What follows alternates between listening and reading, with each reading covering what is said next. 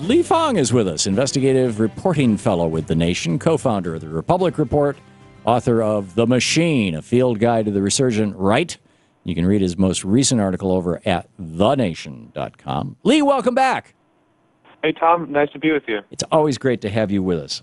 I only regret that you're not in by Skype as well, so that we can see your smiling face.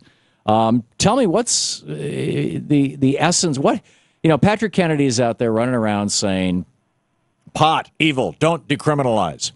And you've got all these groups, save the children, don't legalize pot, that seem to be ignoring the fact that children are going to jail because of our draconian pot laws.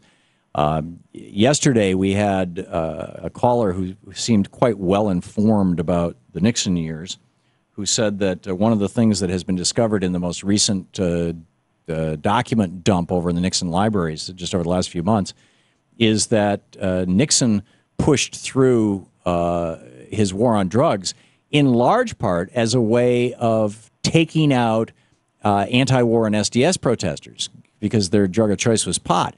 And that this was his motivation, that he and John Mitchell sat around and had this conversation and said, how do we get these kids off the street? Well, let's throw them in jail or all smoking dope. So anyhow, to you, Lee, what did you learn? Oh, that's really interesting, Tom. I'd like to take a look at those archives. My article looks at the most powerful political opponents of marijuana reform. These groups insist that legalization is dangerous, but if you look closely, the real danger is to their own bottom line. So I take a look at law enforcement and how they've used marijuana as a cash cow in many different ways. I've looked at some of the largest drug abuse prevention nonprofits that appear to have been co-opted by the pharma industry, by the painkiller industry, and I also look at some of these other advocacy groups, the new groups that have sprung up over the last 2 years to battle legalization efforts, including Patrick Kennedy's organization, which also has its own conflict of interest issues. Yeah, I thought you and Chris were very gentle on him last night. I would not have. I would have kicked him upside the head. Stop being an idiot, buddy. I mean, how many people have died from pot in the last 300 years? But it's very puzzling because Patrick Kennedy is barnstorming the country, saying we can't even decriminalize. No, let's not make any effort to reform our really draconian laws concerning marijuana. It's still considered, it's Schedule I drug by the federal government, as dangerous as heroin or LSD. I mean, it just makes no sense, our federal drug policy. But Kennedy says, no, no, no. And if you look at his career, it's really puzzling because, he abused OxyContin, Ambien, he was and alcohol. It really ruined his congressional career because he was caught so many times. He crashed his car on Capitol Hill. But he gets out of Congress, and he doesn't talk about the problems of alcohol abuse or the biggest problem we have in America, which is prescription painkillers, which he abused. And instead, he talks about marijuana. My piece actually opens with an anecdote showing that Patrick Kennedy was at a big rally in D.C. earlier this year, speaking to 2,000 activists fighting against marijuana. He gave a big speech about how we got to stop the wave of legalization going across the country. But the kind of ironic thing about this whole event was that it was underwritten by Purdue Pharma, the makers of OxyContin, the actual drug that ruined Kennedy's congressional career. And his life, I mean, or a piece of his life. I guess he's reincarnating himself now as a shill for the narcotics industry, the legal narcotics industry, which is really, I think, frankly, tragic. It's not particularly principled. Back to you, Lee. Yeah, it's really tragic, and if you look at the epidemic, we need principled fighters on this to combat the prescription drug abuse problem, because it is a problem in America. It kills over 16,000 Americans every year, whereas pot, no one has died from an overdose. Painkillers are linked to the growing epidemic with heroin because users get a very similar high from using OxyContin and some of these oxycodone. Well, they're both opiates. I mean, they're both derived from the opium poppy. It's just a matter of strength. That's right, and we have a prescribing problem. Hydrocodone products, Americans consume over 80% of them, even though we constitute less than 5% of the world population. Hydrocodone. 99% of us. Go ahead. Sorry. Well, I was just going to say, for people who don't know what you're talking about, hydrocodone is I believe it's the most powerful of the opiates. It's more powerful than oxycodone, and so they mix it with Tylenol, so that if you take a lot of it, you will die of liver failure.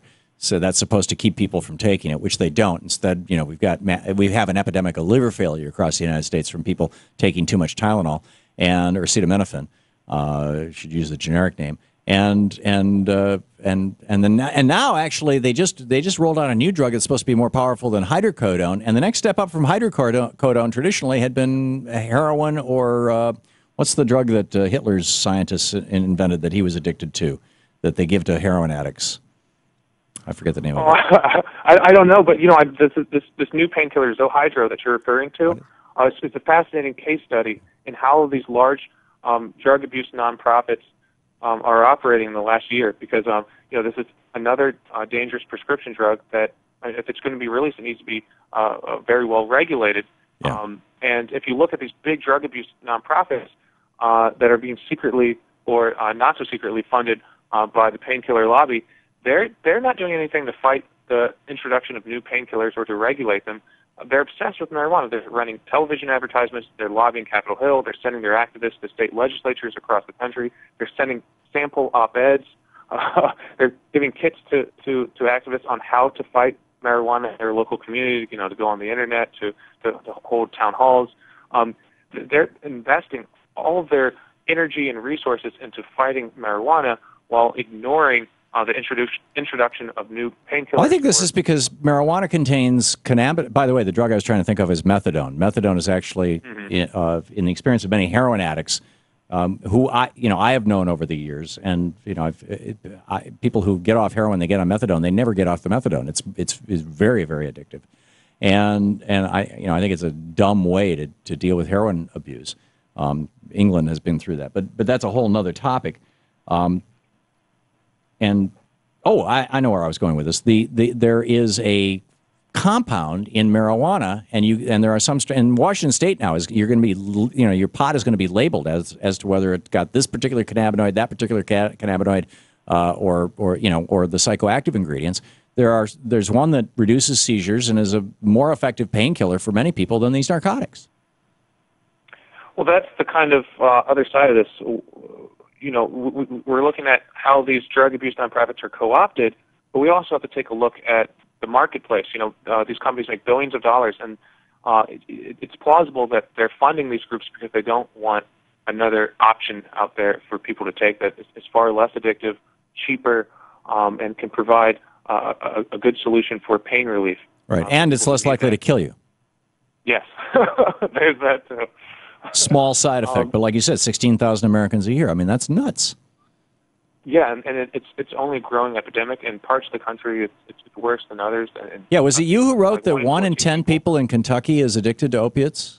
I believe it's closer to 1 in 12 or so, but it's still a kind of a jarring number. And throughout the country, we have this problem, not just in Kentucky. And in many cases, people are, if you listen to the media, it sounds like it's just kids doing this recreationally. But if you actually look at the hard numbers, a very significant portion of these addicts are people who go to the doctor for whatever ailment they might have, are inappropriately prescribed or appropriately prescribed these painkillers, don't really understand what they're getting into, and these are middle-aged people, right. And they become addicts. And they go in with a back pain or a broken thumb or something, to smash their thumb with a hammer trying to build their shed, and now they're drug addicts for the rest of their lives, and they could have just smoked some pot. Lee Fang, thenation.com. Lee, thanks for the great work you're doing. Tom, thank you so much for having me. Take care.